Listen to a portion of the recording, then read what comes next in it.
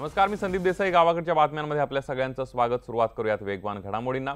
महाराष्ट्रात निवडणुकांच्या प्रचाराला जोरदार सुरुवात झाली. 11 तारखेला विदर्भात पहिल्या टप्प्यासाठी मतदान होणार आहे. आज पंतप्रधान नरेंद्र मोदी वर्ध्यात सभा घेणार आहेत. त्यानंतर 3 एप्रिलला गोंदिया येथे पंतप्रधान नरेंद्र मोदींची सभा होणार आहे. राजकीय परिणामांचा विचार करत बसलो असतो तर मोदी झाला नसता असं खणखणीत विधान करत पंतप्रधान नरेंद्र मोदी यांनी नवी दिल्लीमध्ये आयोजित करण्यात आलेल्या मैं भी चौकीदार या कार्यक्रमात वक्तव्य केलं.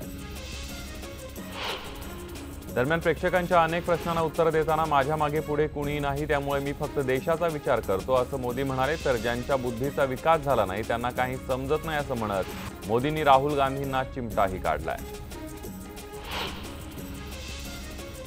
पंतप्रधानांच्या अभियानामध्ये सहभागी झालेल्या मुख्यमंत्री देवेंद्र फडणवीस यांनी प्रधान चौकीदाराला जनता निवडून देईल असा विश्वास व्यक्त केलाय. यावेळी त्यांनी आपण चौकीदाराचं कर्तव्य पूर्ण करणार असल्याचंही म्हटलंय. पंतप्रधान नरेंद्र मोदी यांनी साधलेला हा संवाद इतका लांबला की सहभागी झालेल्या भाजप कार्यकर्त्यांना काही केल्या झोप आवरत नव्हती. अगदी मुख्यमंत्री देवेंद्र फडणवीस, मुंबई भाजप अध्यक्ष आशिष शेलार आणि महापौर विश्वनाथ महाडेश्वर जांभया देत असताना दिसले. पंढरपुरात मैं भी चौकीदार कार्यक्रमावेळी प्रथमच रणजितसिंह मोहिते पाटील आणि प्रशांत परिचारक एकत्र आले. 2009 साली विधानसभा निवडणुकीत विजयसिंह मोहिते पाटील यांना पराभवाला सामोरं जावं लागलं होतं. तेव्हापासून परिचारक आणि मोहिते पाटील गटामध्ये कटुता होती. भुसावळमध्ये दर्डा भवन इथं मैं भी चौकीदार कार्यक्रमात रावेर लोकसभा मतदारसंघाचे उमेदवार रक्षा खडसे सहभागी झाल्या होत्या. या कार्यक्रमामध्ये बेटी बचाओ पढाओ अभियानाचे राष्ट्रीय संयोजक डॉक्टर राजेंद्र फडके, आमदार संजय सावकारे सहभागी झाले होते. भाजपच्या मैं भी चौकीदार या अभियानावर अशोक चव्हाणांनी जोरदार हल्लाबोल केला. भ्रष्टाचार आणि नैतिकतेच्या बाबतीमध्ये उपस्थित केलेल्या प्रश्नांना उत्तरं न देता भारतीय जनता पक्ष पळ काढत असल्याचा आरोप त्यांनी केलाय. पळ काढणारे चौकीदार नव्हे तर चोर असतात अशी घणाघाती टीका सुद्धा त्यांनी केली आहे.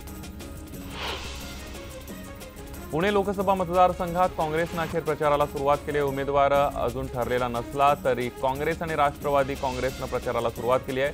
ग्रामदैवत कसबा गणपतीचं दर्शन घेऊन आघाडीनं प्रचाराचा श्रीगणेशा केला. आत्महत्याग्रस्त शेतकऱ्यांच्या मुलांना लावारिस म्हणणाऱ्यांना जनाची नाही मनाची तरी लाज आहे का असा संतप्त सवाल अजित पवारांनी विचारला. यावेळी त्यांनी भाजपचे प्रवक्ते अवधूत वाघ यांचा चांगला समाचार घेतला.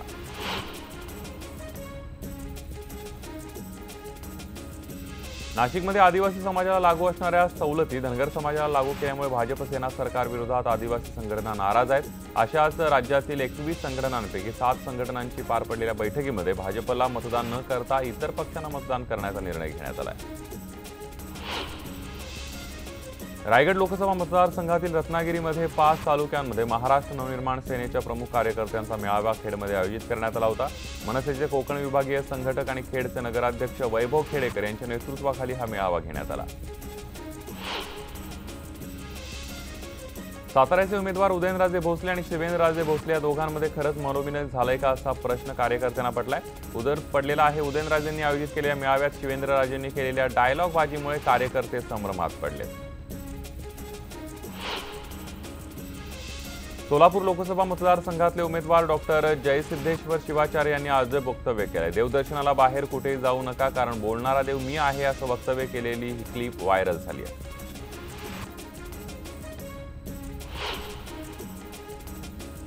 आधी अमित शहांना अफजल खान म्हणणारे उद्धव ठाकरे आता त्यांचाच उमेदवारी अर्ज दाखल करण्यासाठी गांधीनगरला जाणं हा दुतोंडीपणा आहे असं म्हणत भाजपचे सहयोगी खासदार नारायण राणे यांनी उद्धव ठाकरेंवर निशाणा साधलाय.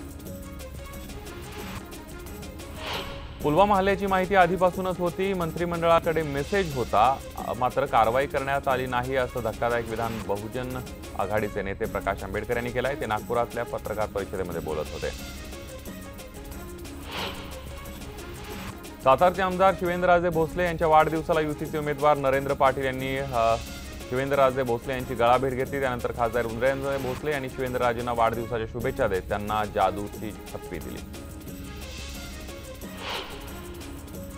ज्यावेळेला 50% शेतजमीन ओलिताखाली येईल त्यावेळेला सर्वाधिक शेतकरी आत्महत्याग्रस्त होतील असं विधान करण्यात आलं. यवतमाळ जिल्ह्यात एकही शेतकरी आत्महत्या करणार नाही असा विश्वास केंद्रीय मंत्री नितीन गडकरी यांनी व्यक्त केलाय.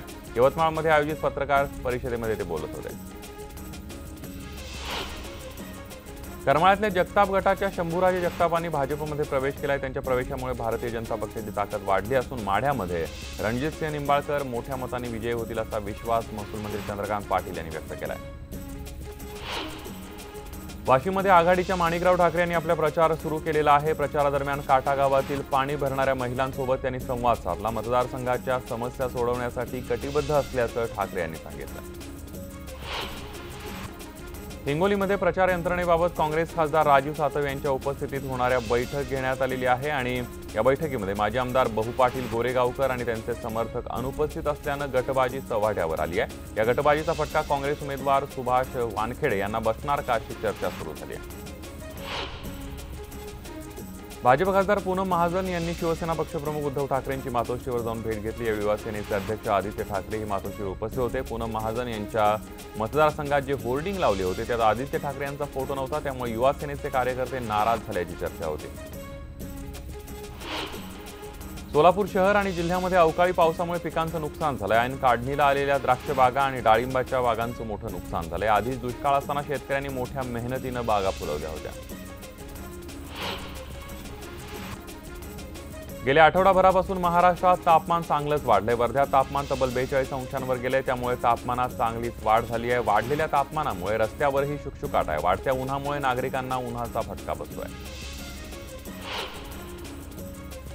राज्यभरात मोठ्या प्रमाणावर पारा वाढतोय। नागपुरात सर्वोच्च तापमानाची नोंद झाली आहे। नागपुरात 43.3 डिग्री तापमानाची नोंद झाली आहे, तर वाढलेल्या तापमानामुळे नागरिक हैराण झाले।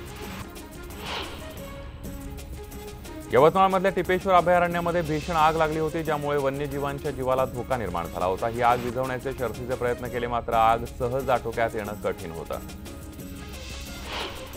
परभणीत वैयक्तिक वादातून शिवसेना नगरसेवकाची हत्या झाल्याची धक्कादायक घटना समोर आली आहे। अमरदीप रोडे असे हत्या करण्यात आलेल्या नगरसेवकाचं नाव आहे। दरम्यान हा सर्व प्रकार झाल्यानंतर आरोपी परभणीच्या नवा मोंढा पोलीस ठाण्यात स्वतःहून हजर झाला। पंढरपूरमध्ये भाळवणीमध्ये नीरा कालव्याचं पाणी सोडत नसल्याच्या निषेधार्थ शेतकऱ्यांनी रास्ता रोको आंदोलन केलं। पाटबंधारे विभागाचे अधिकारी आंदोलनस्थळी न आल्यानं संतप्त शेतकऱ्यांनी अधिकाऱ्यांचं तेरावं घातलं। पाणी न सोडल्यास आंदोलन तीव्र करण्याचा इशारा देण्यात आलाय। मुंबई गोवा महामार्गावर सिंधुदुर्गातल्या ओरोस फाट्याजवळ एक लक्झरी बसने अचानक पेट घेतला। बसच्या एसीमधून अचानक धूर येऊ लागल्यानं चालकानं गाडी थांबवली, पण तोपर्यंत गाडीनं पेट घेतला होता। सुदैवाने यात कुठलीही जीवितहानी झाली नाही। हिंगोली जिल्ह्यातल्या कळमनुर इथं किसान कंपनी पीठामध्ये आळ्या निघाल्याचा आरोप गुलाब भालेराव या ग्राहकानं केला। यासंबंधीची तक्रार अन्न आणि औषध विभागाकडे केल्यानंतर ही अजूनपर्यंत किसान आटा कंपनी विरोधात कोणतीच कारवाई करण्यात आलेली नाहीये।